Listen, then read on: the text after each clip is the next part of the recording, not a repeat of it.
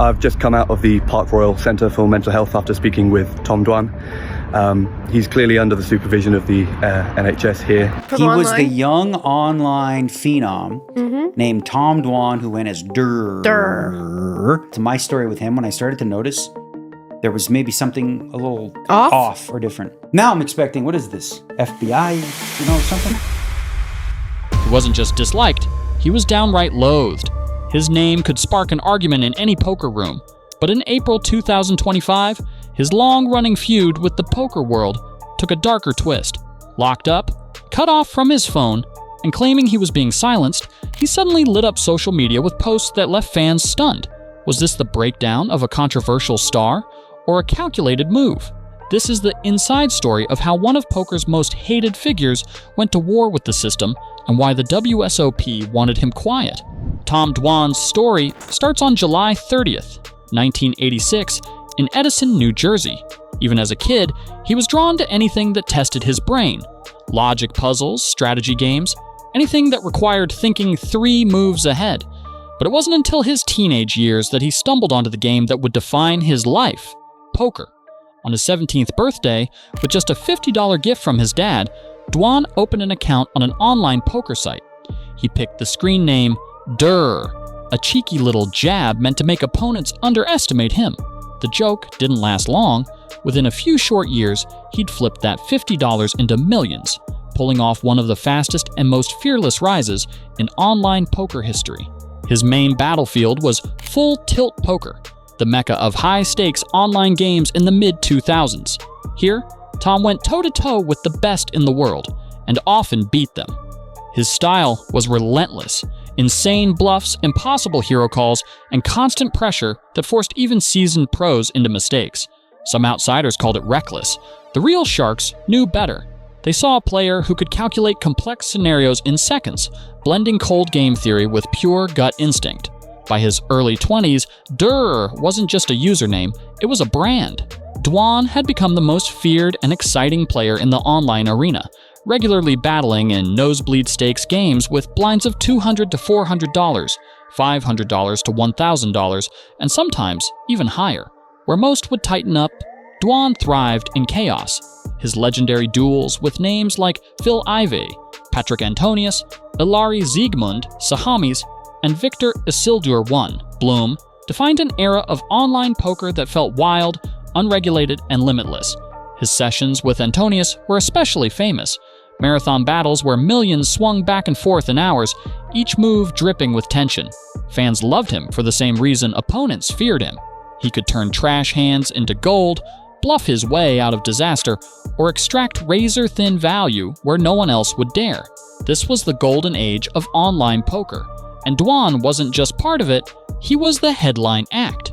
Then came April 15th, 2011, Black Friday.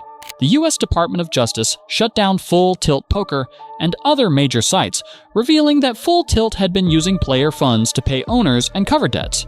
Dwan wasn't part of management, but his face was everywhere, making him one of the brand's most recognizable figures. He spoke out for the players who were owed money, distancing himself from the scandal, but the damage was done. It marked the end of online poker's wildest chapter and the end of Dwan's reign as its undisputed king. Years later, in 2017, Dwan reminded everyone he was still a force.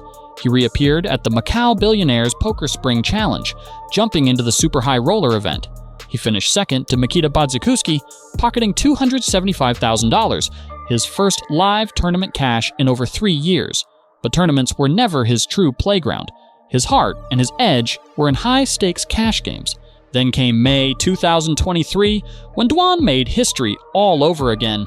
Going up against Wesley Fay, a bold, trash-talking cryptocurrency millionaire, he made a jaw-dropping call to take down a $3.1 million pot, the biggest ever caught on TV or live stream. Fast forward to 2024, and he finally cracked a personal milestone that had been haunting him for over a decade: a World Series of Poker main event cash. It was his first since 2011. Dwan battled his way deep into the tournament, even stacking over 1 million chips before bowing out on day 4. No trophy this time. But it was proof that Tom Dwan, calculating, fearless, and relentless, is still one of the most dangerous players in the game. but by 2025, his name was making headlines for reasons nobody saw coming. In April 2025, the poker world wasn't just watching the tables, they were watching Dwan's social media like it was the final hand of the World Series. Out of nowhere, the legendary high-stakes player lit up X, the platform once known as Twitter, with a flood of alarming posts that had fans, friends, and even fellow pros worried sick. It all started on Tuesday, April 29th. Dwan announced he was at the Park Royal Centre for Mental Health in West London, claiming he was battling extreme paranoia and genuinely feared for his life. His tweets painted a disturbing picture, saying he was scared, that people were trying to kill him or damage his brain, and that doctors and nurses were forcing medication he didn't need. He even tagged heavyweight political figures like Donald Trump, J.D. Vance, UK Prime Minister Keir Starmer, and Home Secretary Yvette Cooper, pleading for help. The posts hinted at something that happened before he ended up in the facility, an incident on a plane where he claimed he was restrained. Dwan claimed that a supposed flight attendant offered to charge his phone, but instead used the chance to erase his browser history, a move he saw as clear evidence of a planned setup. From there, his accusations got even darker, alleging that the Metropolitan Police broke one of his ribs, possibly punctured a lung, and left him with a fractured hand, all without giving him an X-ray. He described the medical staff as weirdos, involved in an investigation, not real healthcare workers. Over and over, he brought up U.S. Operational Command and claimed he was under attack by a shady intelligence agency. He said his water was being drugged, begged for NHS supervisors to act as bodyguards, and pleaded for friends to help before he suffered a heart attack. His messages were frantic, desperate, and deeply unsettling, full of warnings that his phone was being tampered with and that people were trying to kill his brain. The poker community exploded with speculation. Some feared he was being mistreated, others thought he might be in the grips of acute psychosis or a manic episode with paranoid delusions. Whatever it was, this wasn't some PR stunt. Reports confirmed Dwan was indeed admitted to the Park Royal Centre for Mental Health, and from that moment on, the situation only grew stranger. Will Shillabier, a UK-based reporter for PokerNews.com, managed to get inside the Park Royal Hospital and see Tom Dwan in person.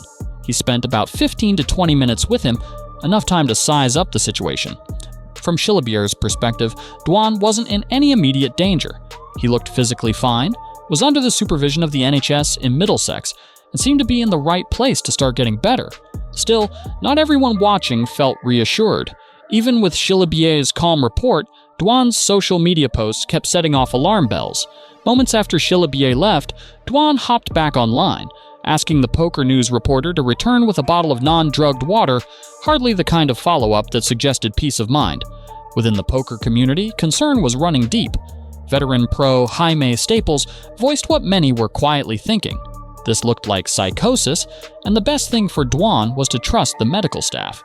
Former European Poker Tour champion Kevin McPhee reminded everyone that only Dwan could truly describe how he felt, but Staples stood by his belief in the doctors, comparing them to ER teams, there to stabilize, not to solve everything at once.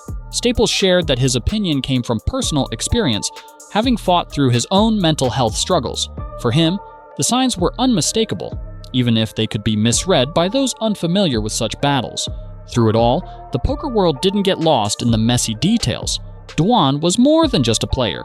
He was a legend, and that meant the focus was on support, not judgment.